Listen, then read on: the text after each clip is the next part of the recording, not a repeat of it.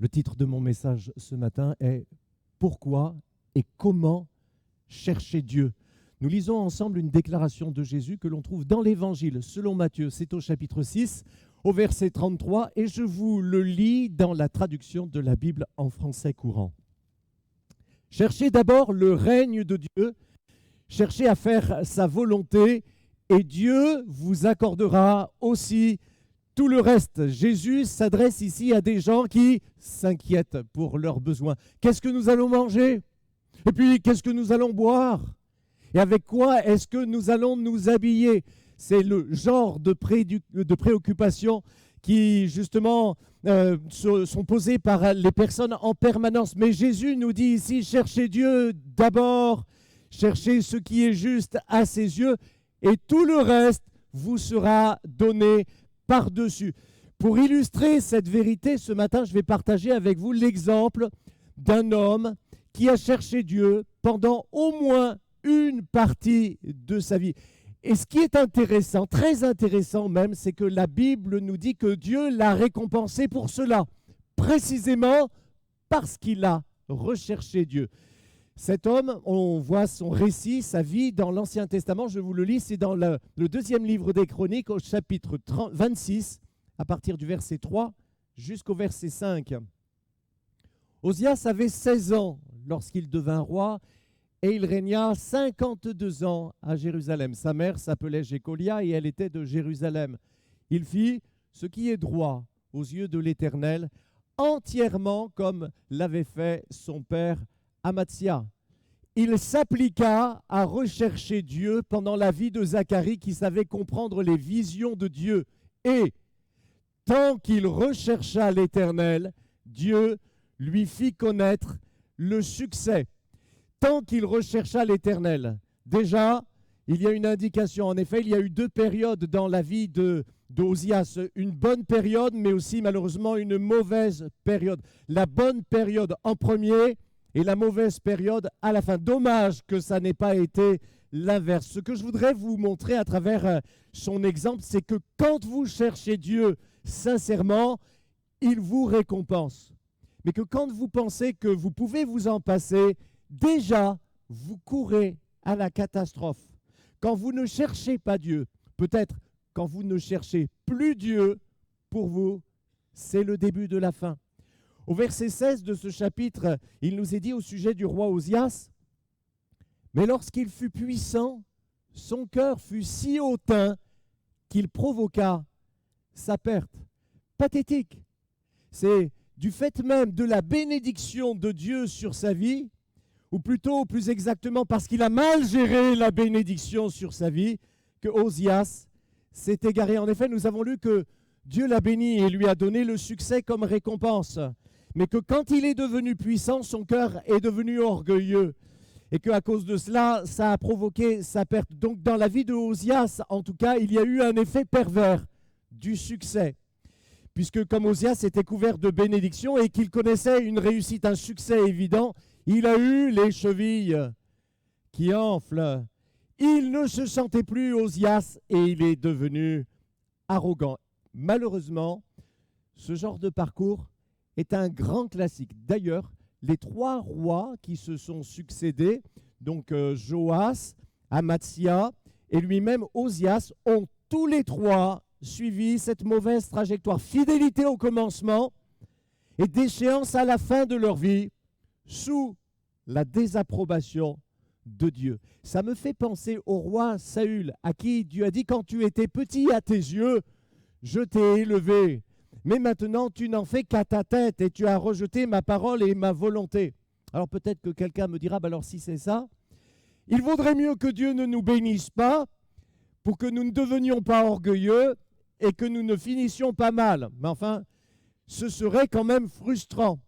Et Dieu, lui, n'est pas de cet avis parce qu'il est encore prêt, voyez-vous, à bénir des hommes et des femmes et à leur donner le succès. Et il le fait.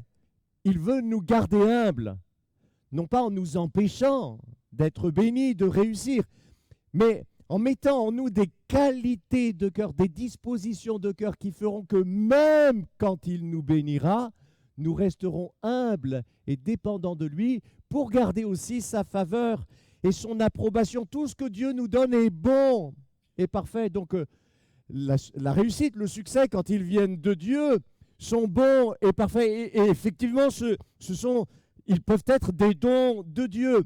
Et il n'y a pas de fatalité. Non. À ce qu'une personne bénie de Dieu devienne orgueilleuse et chute ensuite à cause de cela. Nous pouvons garder un cœur humble. Nous ferions bien de garder un cœur humble. Et nous pouvons le faire si nous restons toujours conscients que tout ce que nous avons pu faire, tout ce que nous avons pu vivre, nous le devons uniquement à la grâce de Dieu sur notre vie. David était un grand roi aux yeux des hommes. Il a connu le succès et la gloire, c'est vrai, mais lui, il se savait petit et il s'humiliait toujours devant Dieu. Il a gardé sa faveur. Justement, chercher Dieu en soi est une marque d'humilité. L'orgueilleux n'a pas besoin de chercher Dieu parce que l'orgueilleux se suffit à lui-même. Mais vous cherchez Dieu parce que vous savez pertinemment que vous avez besoin de lui. Vous savez que sans lui, vous ne pouvez rien, vous ne savez rien, et que ce que vous savez ou ce que vous croyez savoir ne vous servira à rien si Dieu ne vous aide pas. Et vous faites votre devise de cette parole de Jésus dans l'Évangile. Sans moi, vous ne pouvez rien faire. Alors vous cherchez Dieu, que ce soit dans les difficultés, dans les épreuves, dans les échecs apparents, ou vous cherchez Dieu encore dans le succès et la bénédiction, parce que vous savez que votre bonheur en dépend. Vous avez compris? Le problème n'est pas le succès, que nous pouvons gérer par l'humilité et la piété. Le problème, c'est l'orgueil. Parce que l'orgueil nous rend suffisants, indépendants de Dieu. Notre orgueil, nous devons toujours le garder KO. Mais vraiment KO. Parce que si nous le laissons se relever, lui, il remonte sur le ring. Et lui, il est toujours capable à la fin de nous battre au point. L'orgueil revient, oh, il est pernicieux. Même au sein de la bénédiction de Dieu.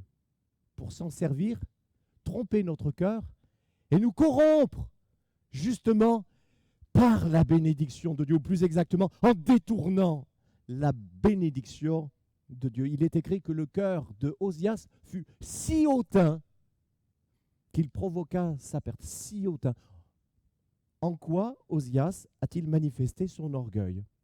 Eh bien, selon la loi d'Israël, la loi de Dieu, seuls les prêtres étaient censés pouvoir entrer dans le lieu saint pour offrir des sacrifices à Dieu. Mais Osias, parce qu'il était devenu un grand roi, se croit tout permis.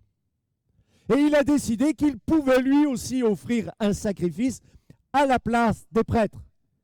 Il ne voit pas pourquoi il y aurait une raison à ce qu'on lui impose ce genre de limite. Allez, laissez-moi passer. C'est moi, Osias le Grand, en personne. Les serviteurs de Dieu se sont opposés à lui. Mais le roi s'est mis en colère contre les serviteurs de Dieu. Alors Dieu a frappé Osias de la lèpre jusqu'à la fin de sa vie. Et il est mort, comme un chien, seul et à l'écart. Il aurait pu être un grand roi, exemplaire et respecté. Il aurait pu laisser son nom parmi les meilleurs, comme par exemple David, mais d'autres encore. Mais il a tout gâché, son parcours et l'orgueil qui lui a tendu un piège sont vraiment à pleurer. Et ça, mes amis, c'est une première grande leçon pour nous. Méfions-nous de l'orgueil. Quelle peau de banane, là, sur notre chemin.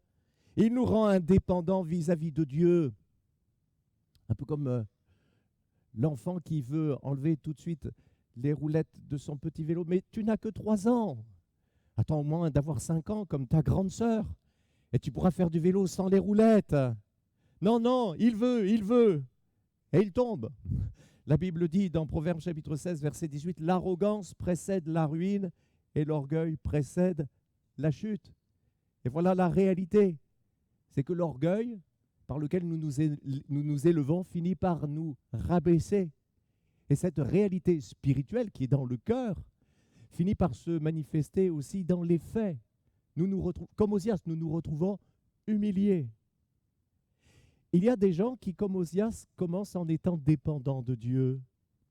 Et pour cette raison, ils cherchent Dieu. Et Dieu les bénit.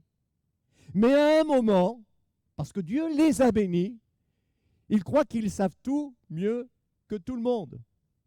Et sans s'en rendre compte, à partir de là, ils commencent à se confier en eux-mêmes.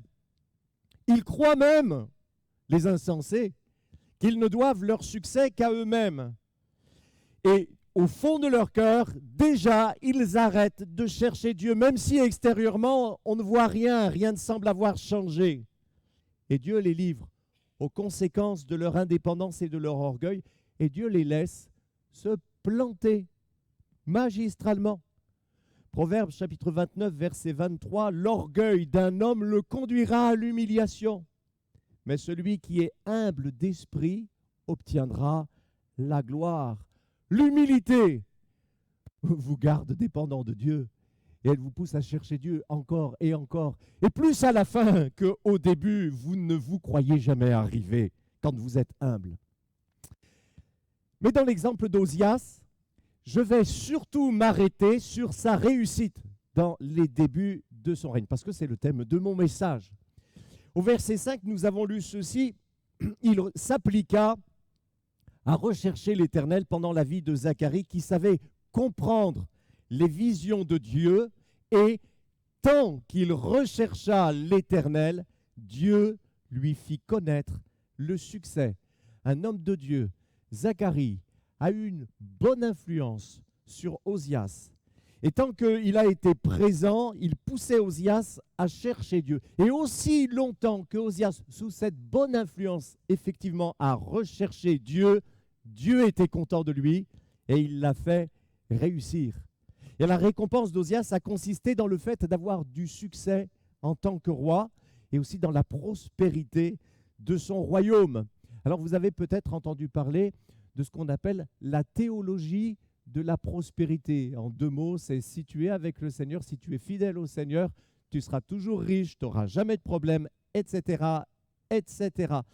En fait, à la base, il y a une mauvaise interprétation de l'Écriture. Déjà parce que dans la Nouvelle Alliance, les aspects matériels comme la prospérité perdent de leur importance par rapport à l'Ancienne Alliance. Alors c'est vrai, Jésus a dit « Cherchez d'abord Dieu et sa volonté, et tout le reste vous sera donné par-dessus. » Mais il n'y a pas, mes amis, un lien automatique entre la piété et la richesse. Nous ne pouvons pas faire un copier-coller entre la prospérité d'Osias pendant qu'il recherchait l'Éternel et une richesse que Dieu nous donnerait comme ça automatiquement quand nous sommes chrétiens ou que nous prions ou que nous avons la foi ou que nous cherchons Dieu. Ça ne marche pas comme ça. Par contre, ce que nous voyons, parce que l'Ancien Testament, c'est également la parole de Dieu. À travers l'expérience de ces hommes de l'Ancien Testament, nous découvrons des principes spirituels, des lois divines. Et le principe que nous découvrons, peut-être que nous redécouvrons ensemble maintenant, c'est que si nous cherchons Dieu, il nous récompensera. Exactement comme Dieu a béni Osias dans la première partie de sa vie, parce que cet homme l'a cherché sérieusement. Vous appartenez au Seigneur? Vous êtes pardonné de vos péchés? Très bien.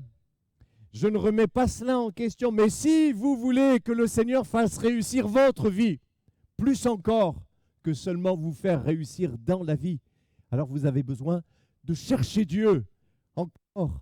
Et toujours, il faut que vous le cherchiez de tout votre cœur. Au verset 15, nous lisons ceci, toujours dans ce chapitre qui décrit le règne du roi Osias.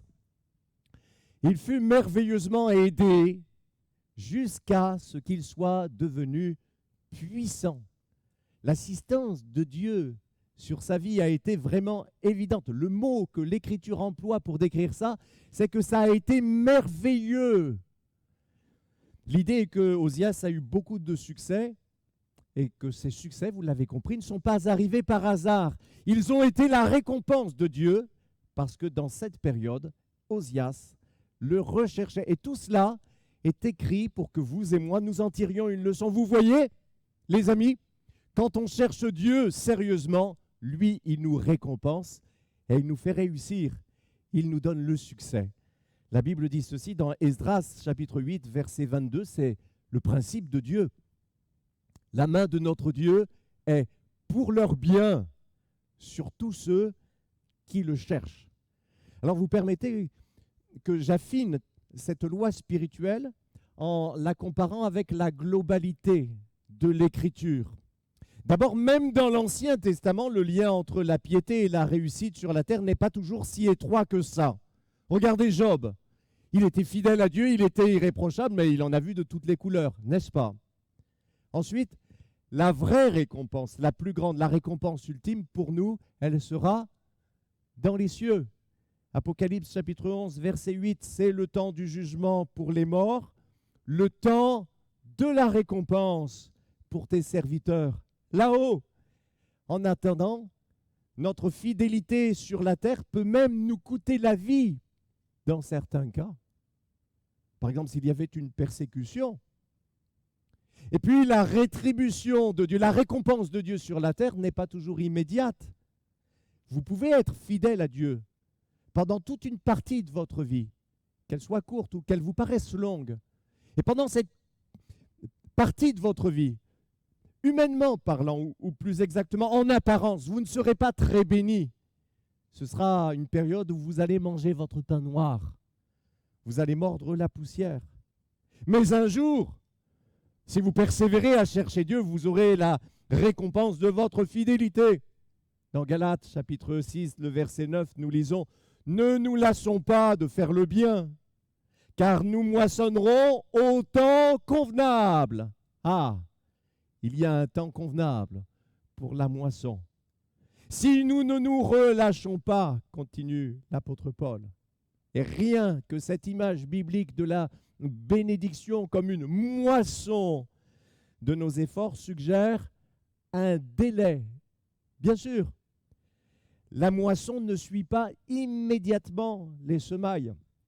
Vous ne mettez pas sur la graine en terre et puis de suite vous récoltez les tomates. Ça ne se passe pas comme ça. Même les radis qui poussent en 20 jours mettent quand même 20 jours à pousser. Et les moissons de Dieu, mes amis, le plus souvent, c'est beaucoup plus que 20 jours. Parfois, c'est 20 mois. Ou alors, c'est 2 ans. Parfois, c'est 20 ans. Ou plus encore. Alors, rapidement, en quoi a consisté cette bénédiction d'Osias, dont l'Écriture nous dit qu'elle a été merveilleuse? Eh bien, déjà, Dieu lui a fait remporter des victoires militaires contre les peuples aux alentours qui étaient agressifs vis-à-vis de lui. Osias a eu une armée nombreuse et puissante et il a eu des ingénieurs capables de faire des grandes inventions techniques. Verset 15. Il fit faire à Jérusalem des machines inventées par un ingénieur et destinées à être placées sur les tours et sur les angles pour lancer des flèches et de grosses pierres. Alors les historiens datent l'invention de la catapulte d'après cette période, mais est-ce que cette machine était déjà l'ancêtre de la catapulte? En tout cas, ça y ressemble. L'Écriture nous dit toujours au verset 15, la réputation d'Osias s'étendit au loin. Pourtant, à l'époque, Juda, c'était un petit royaume. Mais Dieu lui a accordé quand même une renommée exceptionnelle. Dans toutes les nations d'alentour, et même au loin de Juda, on parlait de Osias et de Juda comme d'une nation qui comptait en ce temps-là. Ensuite, Dieu a donné à la nation un temps de prospérité économique sans précédent. La nation a prospéré sous le règne d'Osias et ça a permis, entre autres, de constituer, d'équiper, d'entretenir une armée nombreuse, conséquente. C'est pourquoi le royaume était fort. Osias a pris des initiatives gagnantes.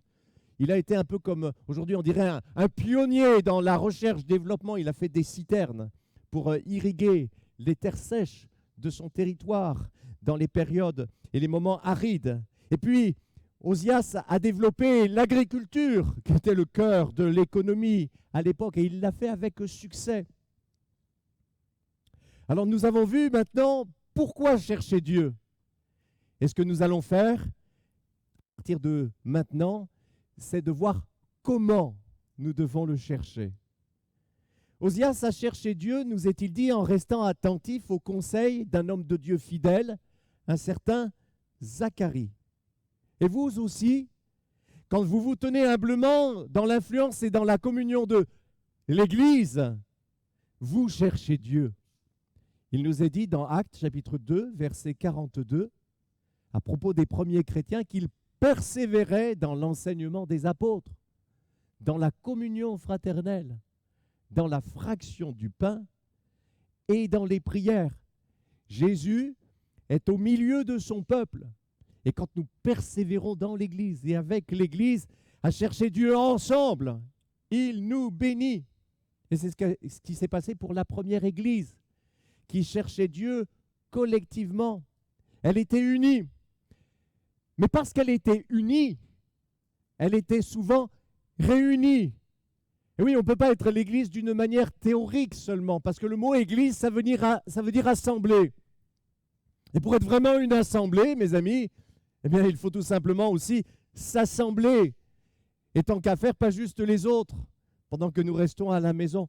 Moi, je ne vais inviter personne à manger chez moi pendant la réunion, parce que pendant la réunion, eh bien, il y a la réunion tout simplement.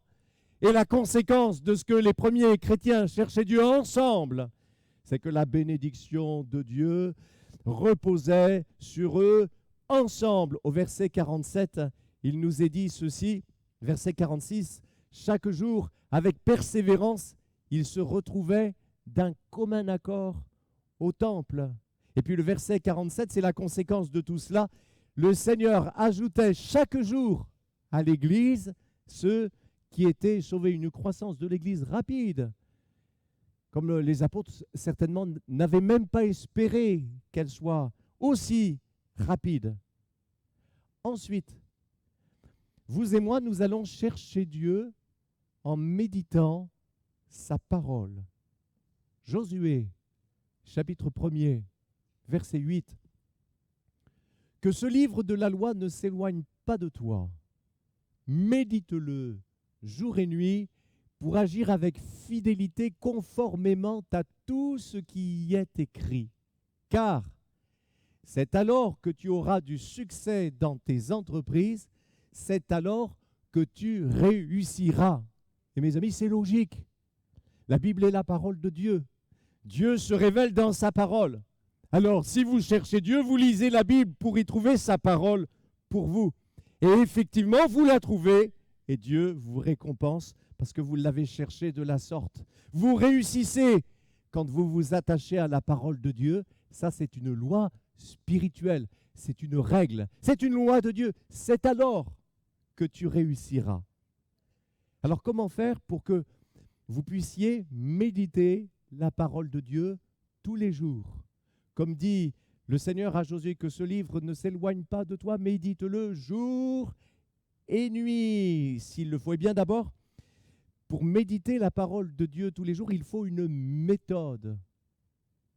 Le premier aspect de la méthode, la première base, si vous voulez, c'est que vous ayez un temps réservé pour cela, un rendez-vous, pas juste je vais lire la Bible si j'ai le temps ou quand j'aurai le temps. Non, il faut que vous ayez un rendez-vous sacré avec la parole de Dieu. Ensuite, la méthode, comme je vous dis, c'est un programme de lecture biblique. Vous lisez la Bible de façon suivie et pas comme cela, à l'inspiration. Non, mes amis, on n'ouvre pas la Bible en l'ouvrant au hasard, à la roulette russe ou à pile ou face. Ce n'est pas l'étude, ça. Mais vous lisez la Bible de façon suivie. De préférence, vous prenez un guide de lecture qui vous fera chaque jour lire à la fois dans l'Ancien Testament, mais aussi dans le Nouveau Testament. Vous pouvez trouver des guides de lecture, par exemple dans le calendrier Trésor quotidien, ou encore dans les applications de vos téléphones. Il y a beaucoup de guides, de programmes de lecture de la Bible qui sont excellents. Certains vous permettent de lire la Bible en un an. Et puis vous allez chercher Dieu également dans la prière personnelle. Jésus dit, « Mais toi, quand tu veux prier, entre dans ta chambre à l'écart, ferme la porte pour prier ton Père qui est là, dans cet endroit secret. Et ton Père, qui voit ce que tu fais en secret, te récompensera. Quand vous vous retrouvez seul avec Dieu, il y a quelque chose qui se passe. Votre esprit se connecte à Dieu.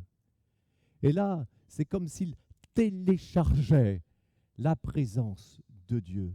Un peu comme un téléphone ou un PC télécharge un programme qui va le rendre plus efficace. Et vous sortez de là mis à jour spirituellement, mais aussi lavé intérieurement. Surtout vous repartez de ce moment avec Dieu, avec sa présence, et lui, il vous rend vainqueur. Ah, mais quelle bénédiction! Ça va être pour votre vie quand vous allez apprendre à passer du temps avec Dieu dans la prière, tous les jours. Mes amis, ne perdez plus votre temps, 3 heures ou 5 heures, devant la télé, devant Facebook, Instagram ou TikTok. Redevenez maître de votre temps. Ayez une vie disciplinée et ordonnée, afin d'avoir un rendez-vous sacré avec le Seigneur chaque jour. Ce sera peut-être le matin, avant que l'agitation ne soit là dans la maison. Ou peut-être pour quelqu'un d'autre, ce sera le soir, quand tout sera fini et que vous êtes tranquille, sûr de ne pas être dérangé. Et là, dans ce rendez-vous, vous verrez s'accomplir la promesse de Jésus, ton Père qui est là avec toi et qui voit ce que tu fais en secret, te récompensera. Dieu vous récompense aussi quand vous le cherchez à travers le jeûne et la prière. Jésus en parle aussi, c'est dans Matthieu chapitre 6, versets 17 et 18. « Mais toi, quand tu jeûnes, parfume ta tête et lave-toi le visage pour ne pas montrer aux gens que tu jeûnes. Seul ton Père qui est là, dans le secret, le saura.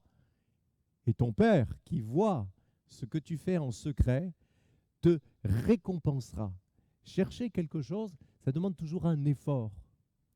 Et chercher Dieu, ça demande aussi un effort. Alors attention, ça n'a rien à voir avec le salut par les œuvres. Ce n'est pas parce que vous allez jeûner que vous allez être purifié de vos péchés, parce que aucun péché ne peut être enlevé par aucun jeûne, ni aucune prière, ni même aucune bonne œuvre. Mais vous jeûnez pour chercher Dieu. Et Jésus promet que si vous le faites, votre Père qui voit ce que vous faites pour le chercher, vous récompensera. Il y a différentes manières de jeûner. La plus simple, c'est de s'abstenir de manger pendant un repas ou plusieurs repas pour vous consacrer à la prière. En général, on conseille de boire à ce moment-là un petit peu d'eau. Le but n'est pas de vous faire souffrir, le but c'est de libérer votre esprit pour la prière et qu'il puisse entrer plus puissamment encore dans sa présence. Et puis, il y a le jeûne personnel, mais il y a aussi des jeûnes collectifs, comme par exemple celui de l'église d'Antioche, ou en tout cas au moins du groupe des prédicateurs de l'église d'Antioche. On trouve ça dans Actes chapitre 13, verset 2, quand il nous est dit « Pendant qu'il rendait un culte au Seigneur et qu'il jeûnait, le Saint-Esprit dit, et il a parlé. » Quand nous jeûnons ensemble, il y a quelque chose de spirituel qui s'ajoute, parce que les hommes et les femmes qui aiment Dieu cherchent le Seigneur ensemble, ça s'ajoute. Et même parfois, ça se multiplie. Et Dieu se met à parler au milieu de nous pour de nouvelles dynamiques spirituelles. Le Saint-Esprit dit, et c'était du véritable. Et ce jour-là, ça a été rien moins que le lancement des missions chrétiennes. C'est extraordinaire. Il y a aussi des moments mis à part où vous allez chercher Dieu avec plus d'intensité, une retraite spirituelle. Vous irez dans un centre chrétien où il y a des retraites spirituelles. Tiens, un peu comme les disciples qui ont cherché Dieu ensemble, qui ont prié pendant 10 jours, de l'Ascension jusqu'à la Pentecôte. Et le Seigneur les a bénis en les remplissant tous ensemble du Saint-Esprit. Il y a les retraites spirituelles. Il y a les camps d'église. Il y a aussi les missions spéciales. Et vous savez quoi? Le Seigneur est fidèle à ses rendez-vous pour bénir ceux qui y participent. Et puis enfin, chercher Dieu, ça passe par le parler en langue, que Dieu vous communique au moment du baptême dans le Saint-Esprit. Voyez-vous, Paul dit ceci, 1 Corinthiens, chapitre 14, verset 4, « Celui qui parle en langue s'édifie lui-même. Et puis, plus loin, au verset 18 et 19, il dit « Je remercie Dieu de ce que je parle en langue plus que vous tous, mais dans l'Église, j'aime mieux dire 5 paroles avec mon intelligence, afin d'instruire aussi les autres, plutôt que 10 000 paroles en langue. » S'il vous plaît, les amis, dans le culte ou dans la réunion de prière, quand vous priez, priez en français pour qu'on vous comprenne. Commencez en français. Continuez en français et terminez en français parce que c'est biblique. Même si vous ressentez l'onction de Dieu très fortement, parlez en langage clair pour tout le monde. C'est la parole de Dieu. Paul, lui, quand il priait publiquement, il priait dans la langue de l'endroit dans lequel il se trouvait. Il ne priait pas en langue, en public. C'est lui qui le dit. Et puis moi, je ne m'imagine pas non plus Paul en train de prêcher comme ceci pour dire, mes amis, Dieu est grand. Shabadabada, shabadabada. Il prêchait en disant des choses qui avaient du sens pour tout le monde. Mes amis, Dieu est grand. Et vous faites bien de vous mettre derrière lui. Parce que Paul ne voulait pas avoir l'air d'un fou. Eh oui. Peut-être que comme il était pentecôtiste, notre ami Paul, à la fin, il rajoutait « Alléluia !» Même pas sûr d'ailleurs. Mais quand vous êtes seul, là, vous ne vous retenez plus comme Paul dit « Moi, je rends grâce à Dieu, mais dans l'église, je me maîtrise. Mais moi, sinon, quand je suis tout seul, je rends grâce à Dieu de ce que je parle en langue, plus que vous tous. Alors seul, dans votre maison, parlez en langue, encore et encore et encore. Et si vous n'avez pas reçu le baptême dans le Saint-Esprit, mais cherchez-le jusqu'à ce que vous le receviez, parce que Dieu vous a promis de vous le donner. Et vous vivrez la promesse de la parole. Celui qui parle en langue s'édifie. Comme Paul, vous verrez le monde spirituel s'ouvrir pour vous. Et de cette recherche par la vie de prière dans l'esprit, vous entrerez dans une nouvelle dimension de puissance et de communion intense avec Dieu. Je termine, mes amis. Arrêtez de vous débattre dans vos problèmes. Vous êtes comme la personne qui est prise dans les sables mouvants et plus elle se débat, plus elle s'enfonce. Cherchez Dieu. Cherchez Dieu maintenant, cherchez Dieu encore plus que ses exaucements ou sa bénédiction. D'abord, parce que vous chercherez Dieu, vous le trouverez lui. Et ça vaut mieux que toutes les bénédictions de la terre, mes amis. C'est la plus grande récompense qui soit.